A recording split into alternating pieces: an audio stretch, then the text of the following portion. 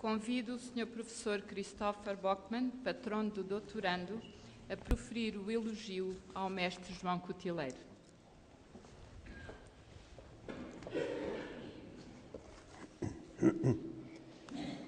Magnífico Reitor da Universidade de Évora, Sua Excelência General António Ramalho Yanes, Sra. Manuela Yanes, Sr. Presidente da Câmara Municipal de Évora, Sr.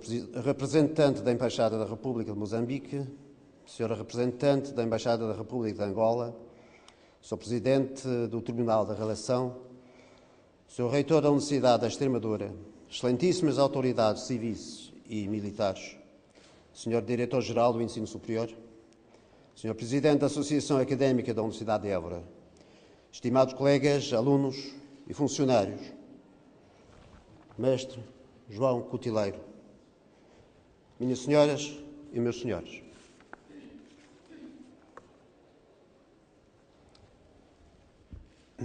Estão de boa voz? Ainda bem. Ainda antes de proferir propriamente dito o que tenho escrito à minha frente, eu permito-me dois pequenos apartes. Em primeiro lugar, gostaria de agradecer muito esta honra que a Universidade me confere em pedir que me permite dar laudácio ao Mestre João Cutileiro, que não pode nunca deixar de ser uma grande honra. Também, o segundo apontamento é agradecer muito especialmente aos músicos, os 3 músicos que estão, que eu sei, pessoalmente, que se disponibilizaram há umas 26 horas para tocar nesta cerimónia. E agradece esta disponibilidade à última hora. Hoje encontramos aqui para homenagear uma figura incontornável da arte contemporânea em Portugal, João Cutileiro. É sempre um prazer, diria um dever agradável, prestar homenagem a pessoas cujo trabalho realmente admiramos, cujo trabalho nos entrou na vida, por vezes até sem darmos por isso. Confesso que foi algum tempo até eu perceber que o arco na rotunda tão marcante era dele. Mas quando se trata de um artista criativo, nem sempre é tão fácil prestar esta homenagem num contexto da vida académica. Pois, por definição, uma universidade é académica. Por outro lado, o academismo é frequentemente visto como um travão para a liberdade necessária para poder criar. Há muitos contextos artísticos em que as palavras académico e teórico têm sentido francamente pejorativo. A experiência e daí a compreensão através do sentir, que é tão fundamental para todas as artes, é muitas vezes escondida pelo raciocínio objetivo, pela investigação científica da academia. As pessoas correm o risco de perder a capacidade de sentir por estarem a pensar demais. Não só perdem, como têm medo de acreditar nas suas próprias sensações. Escudam-se e escusam-se atrás de uma máscara científica, de preferência citando outros e fugindo à responsabilidade e à opinião pessoal.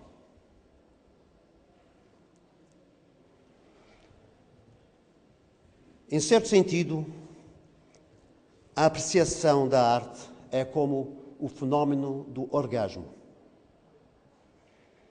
Podemos colher montes de informação científica, podemos descrever minuciosamente cada passo, mas a verdadeira compreensão do fenómeno consegue-se apenas através da experiência. Assim também a apreciação da arte. Apenas quem se permite sentir, quem não se fecha por embaraço, por medo, por falta de confiança, pode aceder ao patamar da completa compreensão artística. Assim a arte, assim o amor, assim a vida. Na academia ouve-se falar muito em conhecimento científico e em transmissão de conhecimento. Mas o conhecimento é diferente da compreensão. Haverá quem não concorde, talvez, comigo, mas eu diria que não são incompatíveis. Apesar de já ter assistido a muitos argumentos apresentados com imenso conhecimento e, confesso, pouquíssima compreensão. Mas estou aqui hoje para falar do artista que é João Cutileiro. O grande artista, este grande artista, cria. Não procura garantir a qualidade da sua criação por estar a seguir preceitos já existentes. A análise e a história não existem antes do acontecimento. Mais perto de casa, para mim, a musicologia não pode existir antes da música. A história da arte não existe antes da criação. A criação é o impulso. A história e a investigação e a análise e a teoria vêm depois. Uma das obras mais conhecidas do nosso doutor honoris causa de hoje é a estátua de Dom Sebastião em Lagos. Só com esta obra, João Cutileiro altera a totalidade do conceito da escultura pública. A falta de pedestal, a proximidade ao público, o olhar do príncipe, a humanidade da figura. Ainda por cima, foi criado em 1973, ainda antes do fim do regime do Estado Novo.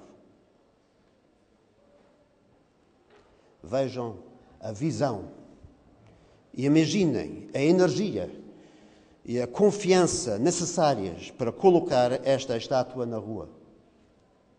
A obra aparece primeiro, a história e a análise e a investigação têm a obrigação de seguir atrás. Insisto nisto porque a verdadeira criação exige uma confiança no sentir, sem suportes científicos ou racionais.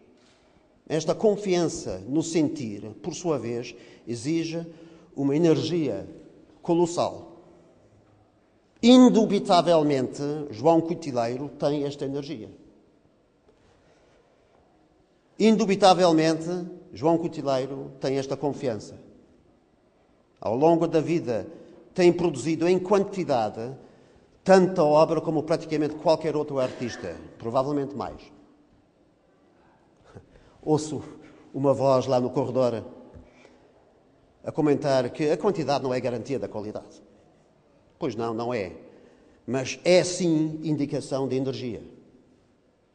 E é também indicação de um métier perfeitamente dominado. A sua casa é um museu, onde a cada esquina se tropeça noutro objeto criado por ele. A energia e a confiança estão presentes em cada canto e o entusiasmo também a conversar com ele transborda. Estamos a conversar com uma criança cujo entusiasmo pelas coisas convence mais do que a opinião ponderada de muitos adultos. O processo de criação, então, exige aquela confiança necessária para poder seguir a visão. Acaba por ser, em certo sentido, um ato de alguma solidão. O artista nada em alto mar, sem boia, sem suporte de um raciocínio. Em Pensez la musique aujourd'hui, o grande músico do século XX, Pierre Boulez, escreve, e cito na tradução brasileira da obra, quando está empenhado numa obra a devir, não há nenhuma dúvida de que o compositor forja ele próprio uma psicologia de infalibilidade a curto prazo. Sem esta bússola provisória, eu tenho toda a razão, ele hesitaria em se aventurar por terras virgens. Naturalmente, esta infalibilidade, esta eu tenho toda a razão, poderá produzir uma situação algo solitária. No caso do João Cutileiro, sempre aberto à utilização de todos os meios mais atualizados para criar as suas obras, pode parecer que a solidão seria relativa, pois tem o apoio das máquinas de cortar, das brocas e outros meios técnicos. Mas eu não falo de uma solidão física. Falo de uma solidão na realização da sua visão. E isto mantém-se. Se calhar, ainda se dificulta ao meio de tanta aparente muleta. A existência de valores objetivos e científicos do raciocínio académico não garante a qualidade da obra, isto sabemos. Antes, pelo contrário, convida a uma certa preguiça estética sufocante.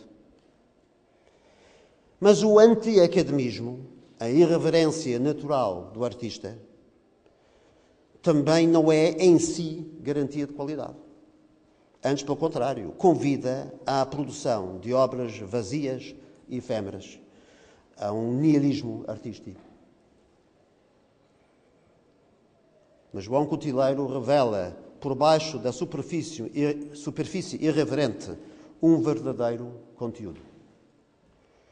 Num ano como este, 2013, em que se comemora o centenário da criação da Sagração da Primavera de Stravinsky, penso que este pensamento é de uma atualidade especial.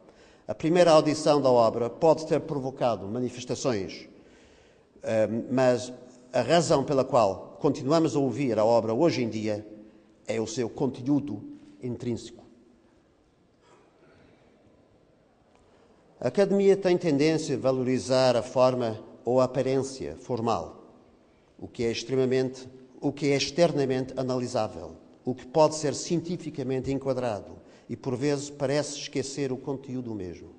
Os artistas tendem, por vezes, a desconfiar.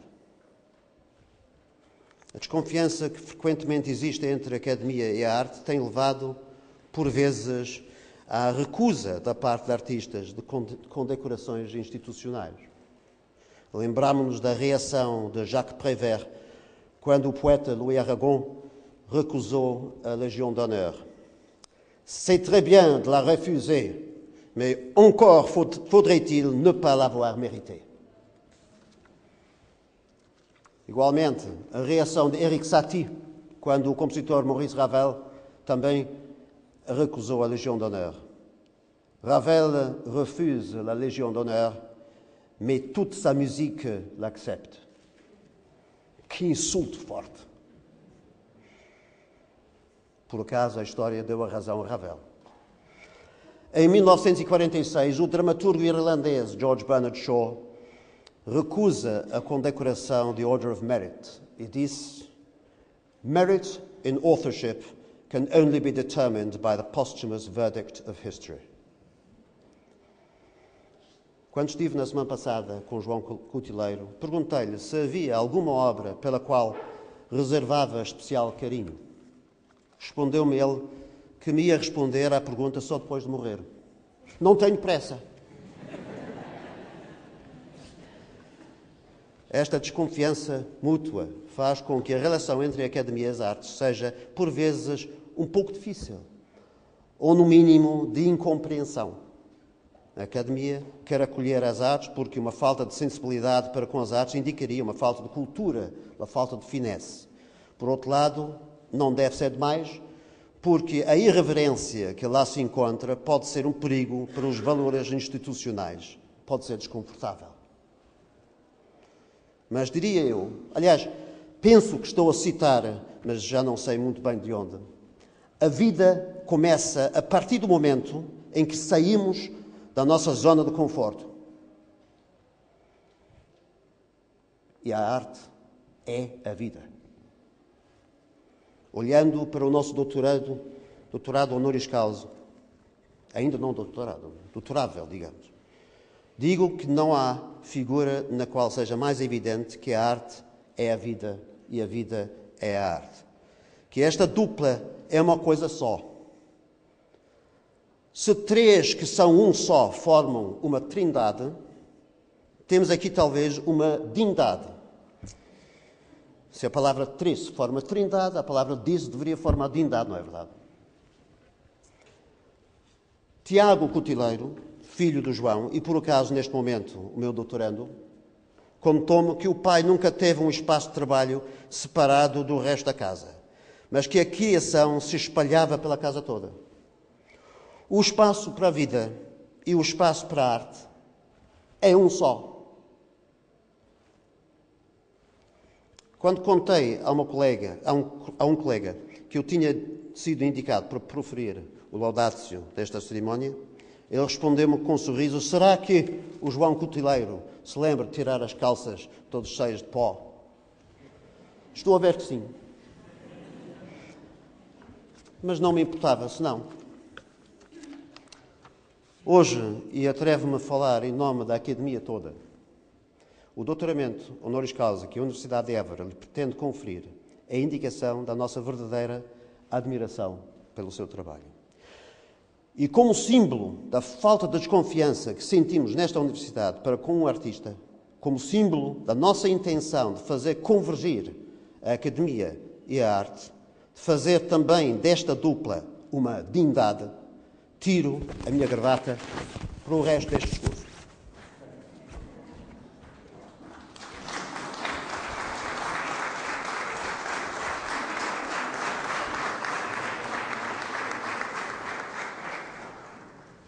É pena, porque por acaso tem imagens de Leonardo da Vinci.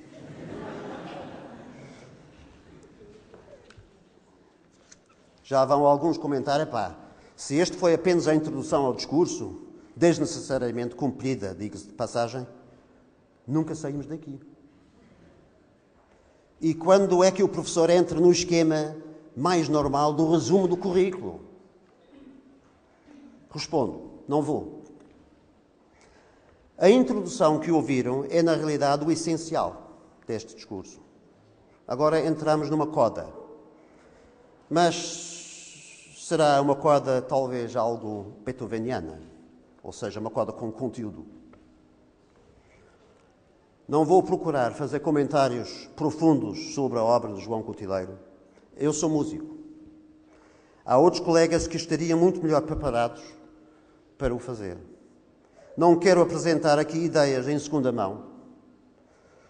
Gostaria antes de recomendar que fossem ver as peças e que se permitissem sentir. Repito, sentir para compreender. Não vou fazer o tal resumo do currículo, pois estamos perante um artista e a sua produção é o essencial. Mas faço umas poucas observações antes de terminar. João Cutileiro começou muito cedo a produzir. Ele próprio disse-me que realizar a sua primeira exposição antes de eu, com este cabelo branco todo, ter completado 1 ano de idade. E que tinha vendido a primeira peça antes de eu nascer. Mais tarde, em 1990, foi homenageado pela Fundação Gulbenkian com uma exposição retrospectiva, normalmente concedida a pessoas de fim de carreira. Ele só tinha 50 e poucos anos. A estátua de Dom Sebastião, em Lagos, que já mencionei, foi executado com apenas 35 anos de idade.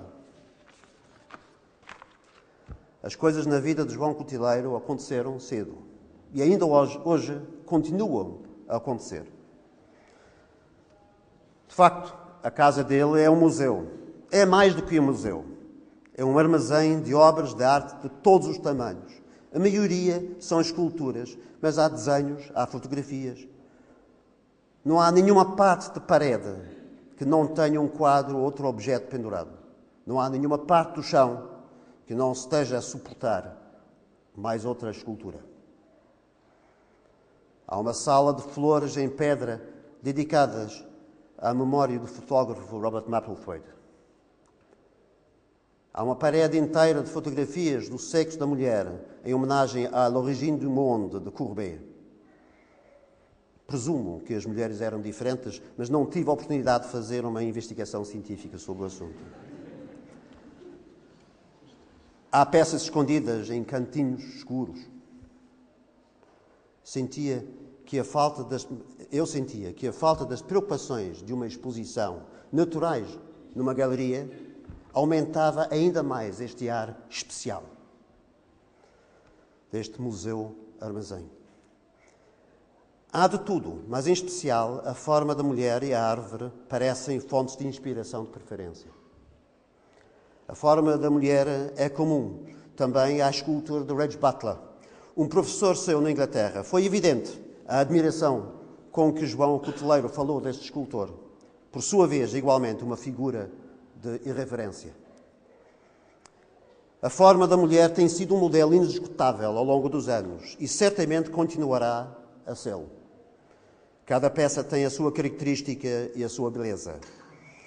Mas ao entrar numa sala com centenas de mulheres nuas, grandes, pequenas, o efeito cumulativo é esmagador.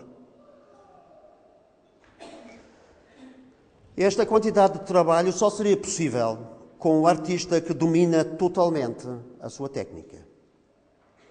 Em conversa parecia haver, talvez, uma certa frustração com um demasiado conceptualismo na arte da atualidade que tende a afastar o artista do simples fazer.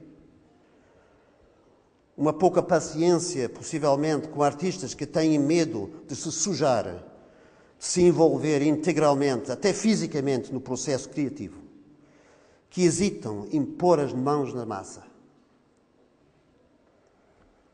Para além das muitas mulheres, há árvores, muitas árvores.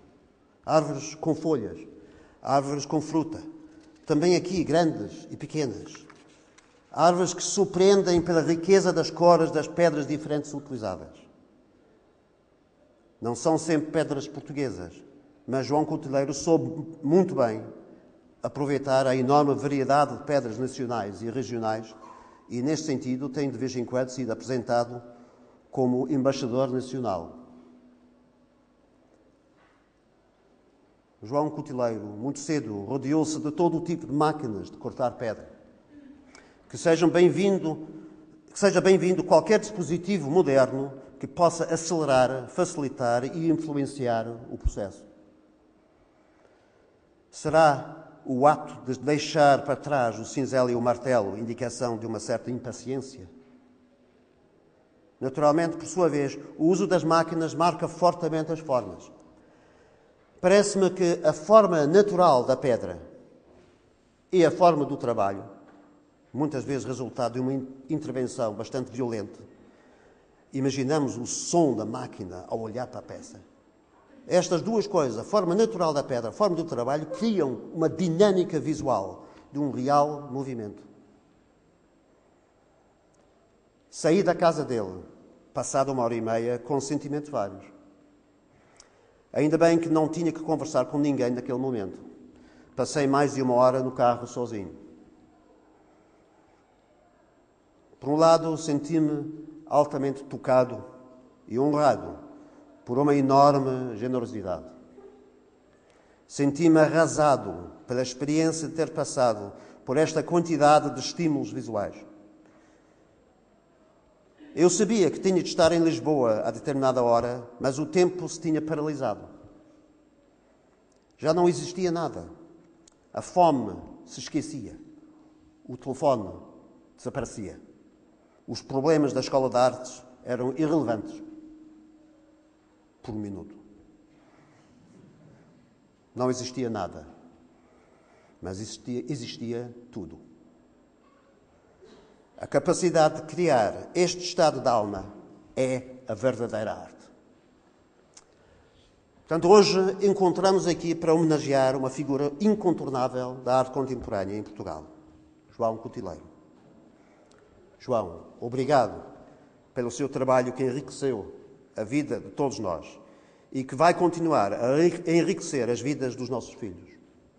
Obrigado pela irreverência e obrigado também pelo verdadeiro conteúdo que se encontra por baixo da camada de tal irreverência.